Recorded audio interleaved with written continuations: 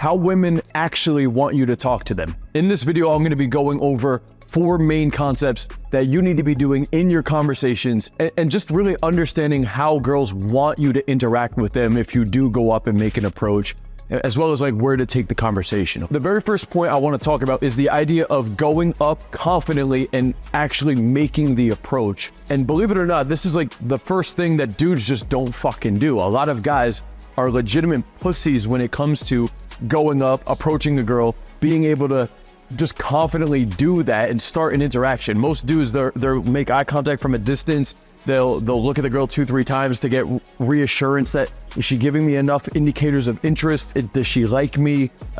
They start hovering around the area, or what they'll do is they'll get in closer, but they don't actually commit to the open. They'll kind of like hover around the area of the girl. And the longer you wait, the more time that is going by of you not just going up and making the approach, it actually comes off less and less confident, because girls know. They know that you're hovering, they know that you're resisting, they know that in your body language and your fidgeting movements and, you know, acting like you're not doing the thing, like they know that that's what's going on. And that actually to some extent conveys lack of confidence, because a dude who really knows, I want to go talk to this girl, I'm attracted to this girl, we made eye contact, or maybe we didn't even make eye contact, but just the idea of you going up and going for it with certainty actually conveys that you are a high status dude to some extent who goes after what he wants. And that one thing really does separate you from the vast majority of men. So I really do preach on my channel the importance of being able to consistently go out,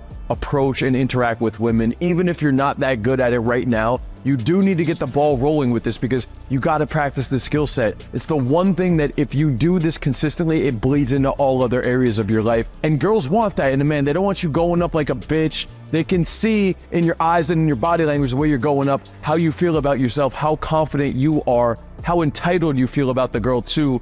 And the last part of point number 1, guys, is it's okay if you feel a little nervous. It's okay if you feel anxiety. If I haven't been going out and doing this, I'll have anxiety. I don't let that stop me though from going up and making the approach. And I also know how to control my voice and my eye contact and my body language when I'm going up and doing the approach. So even if I am nervous or have some level of anxiety around this, I've built up the muscle enough that I could go up, and maybe I know that I'm not the most confident in that moment, but understand that girls aren't getting confidently approached by men consistently. 99% of the dudes who have ever gone up to her are a pussy. And most dudes just don't go up to her at all. So if you can go up, and even if you're a little nervous, but you've gotten some practice doing this, so you can control your mannerisms, you have it kind of, you know, under wraps to some extent, they can't tell. It still is better than the sample size that they've experienced in the past of dudes who do go up and approach. So it doesn't need to be perfect. Your approach is never going to be perfect. But what's important is you get in the habit of consistently going up and making that approach with minimal hesitation or internal resistance. The longer you wait, the more hesitant you become, the more resistant, the more excuses, the more your approach turns into like a really pussy ass approach. Okay, so number 1 is confidently going up and making the approach. Now that we're in the interaction, the second thing that the girl actually really wants you to do is point number 2, break rapport. And this again is something dudes just don't do. When they start interacting with a girl, they start instantly asking questions, trying to give out compliments, trying to pedestalize, trying to find commonalities, and also in their tonality gets seeking rapport. They start talking very fast, and they're trying to build rapport. The problem with that though is that there isn't already attraction or perceived value in place from the moment you start a conversation. So when you get into the interaction, in those first couple minutes of conversation, you want to find a way to break rapport. Most hot girls, when they are in interactions with men, the dude is trying to find commonalities. They're too soon to go into comfort and connection building. And that's oftentimes what you'll see with dudes is they ask the name, what do they do for work, what do they do for fun, can I buy you a drink? Can I find ways that it makes sense for us to connect?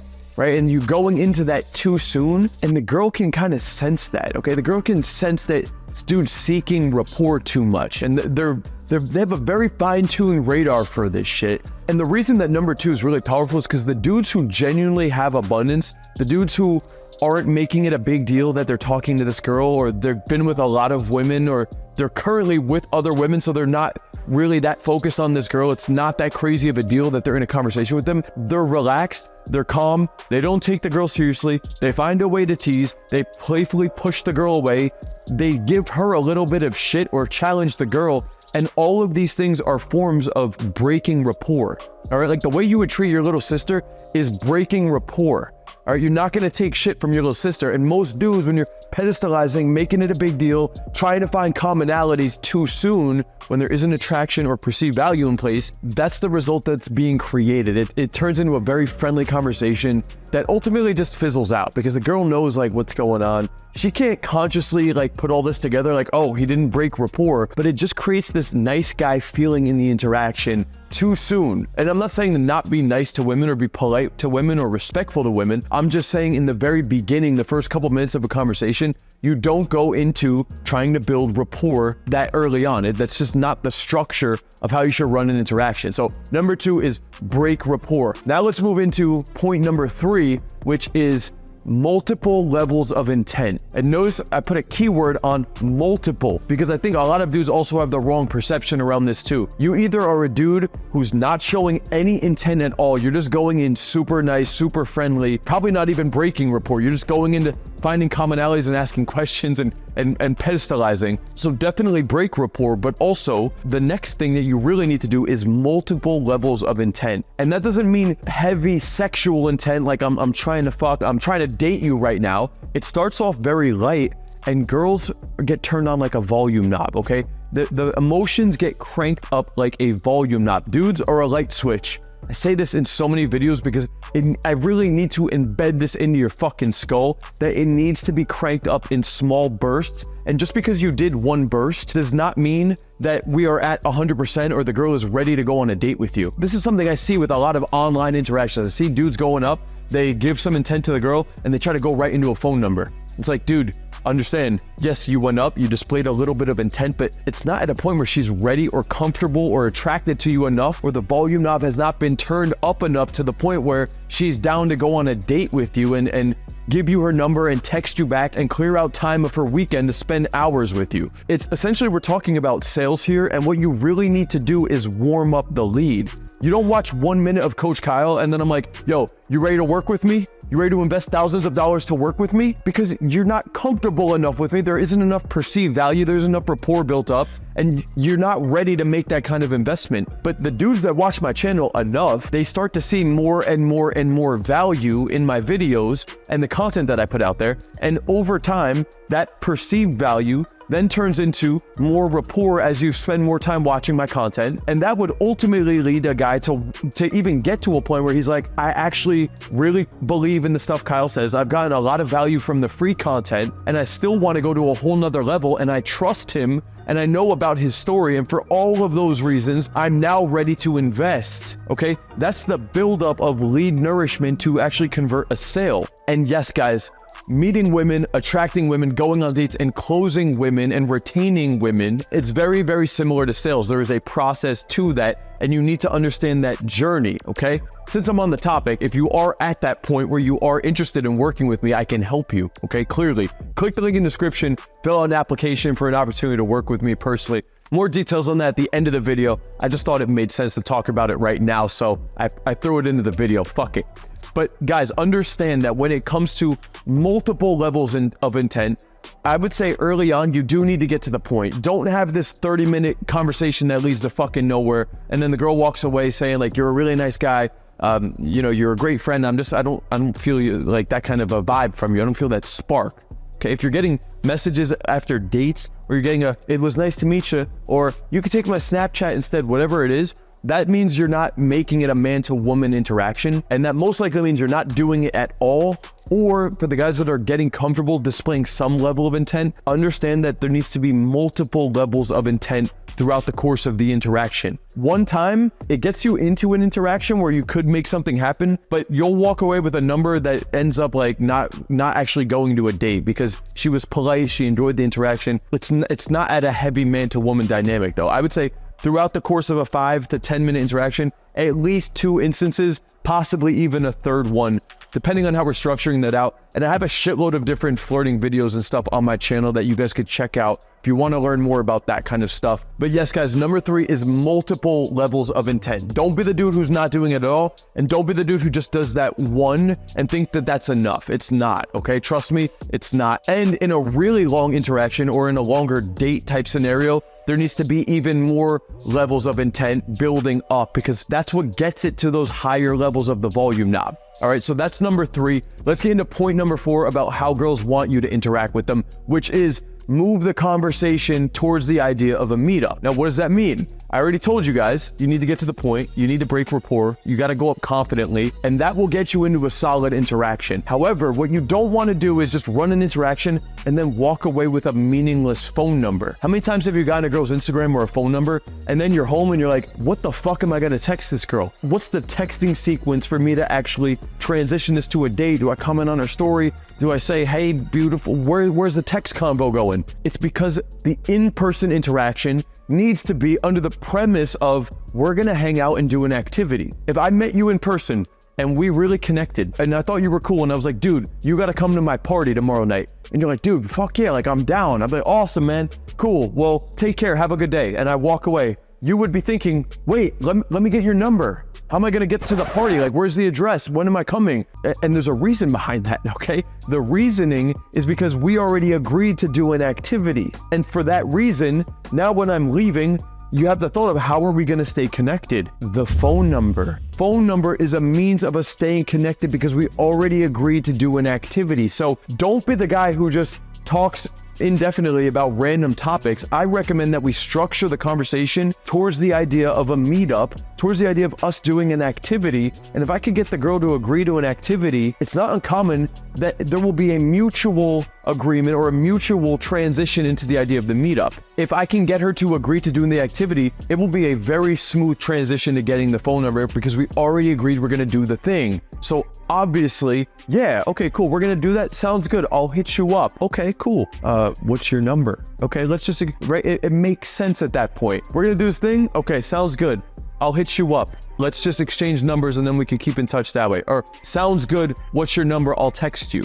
All right, very, very smooth transition that way. Don't do it the opposite way, guys. I've said this on so many videos too. You need to get this into your fucking skull. Agree to do the activity first, then phone number. Not phone number, then go home trying to craft out this master text message sequence. When you do it properly and you run a solid interaction using all of these steps, especially point number 5 too, now it makes sense for when you go home and text her. All you need to do is say, hey, it was a pleasure meeting you.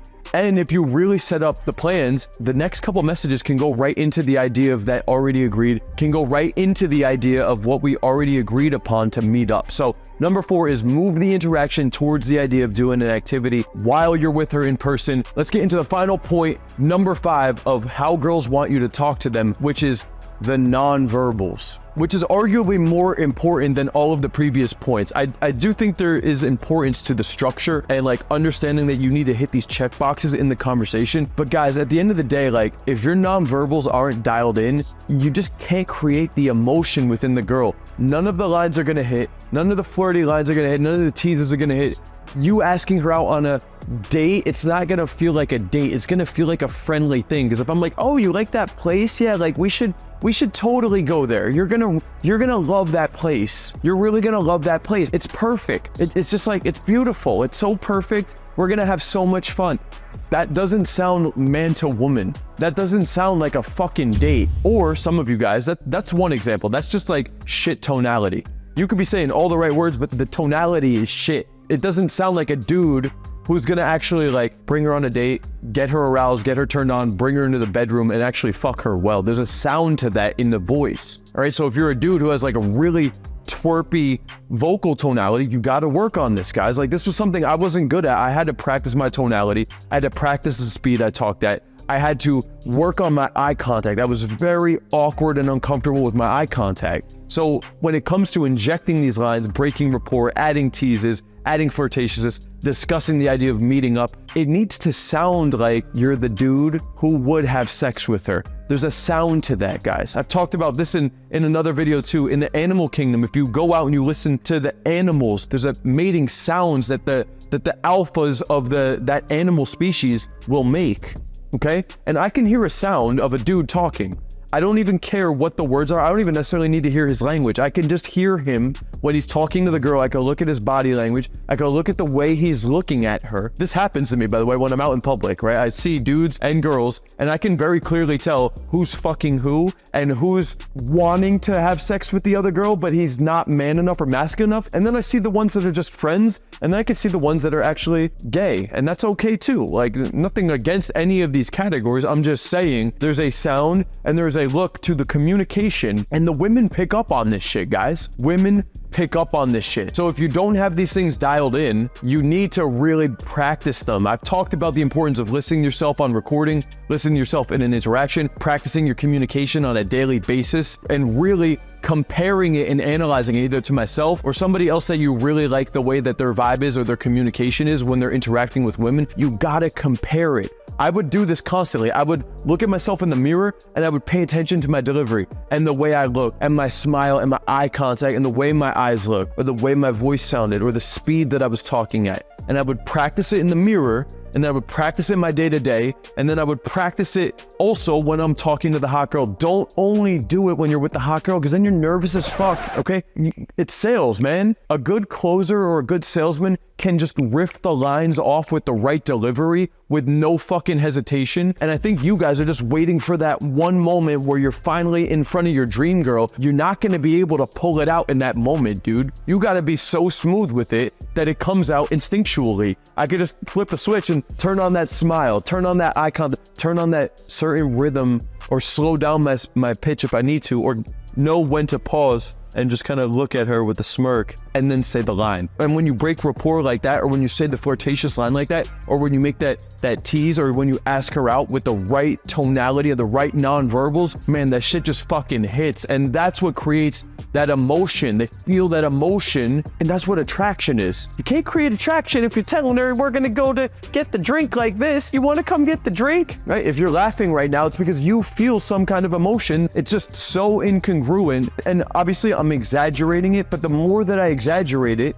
the more you could feel that, right? Like you felt a certain way with that delivery. And girls are very fine-tuned with their radar, so it doesn't need to be that exaggerated for the girl's perspective. It's very, very subtle and nuanced, and that's why I keep bringing it up, because one video of watches, you're not gonna register all of these concepts, right? I studied this stuff for a really long time. I'm constantly going out implementing it. And so to really get good with it, it takes consistent practice, some level of structure, and obviously guidance can fast track your results too, guys. So if you're a dude who's struggling with any of these points, it takes practice, consistency, understanding the right theory, and implementation of that too. And obviously having a mentor can fast track those results too. So if you're a dude who's like, I'm struggling with either like points 1, 2, 3, 5, or maybe all of them, like wherever you're at, and you want to get better with these elements to increase your social confidence, get more women, more dates, whatever it is, guys, click the link in the description, book out a free consultation call. It's with me directly. I'll sit down with you and point out where you're fucking up and what it would look like to work with me personally to make a massive transformation in this area of your life. And it has a rippling effect down into all other areas. It's not just getting laid. It's your social confidence. It's who you network with. It's your sense of self-worth, your leadership skills, your social circle. It bleeds into all other areas, okay? And that's why I'm so fucking passionate about it. I made a massive transformation. I've helped 600 plus dudes go through that transformation too. I want to help you go through it too, dude. Click the link in the description, book out that call. That's all for this video. Talk soon. Peace out.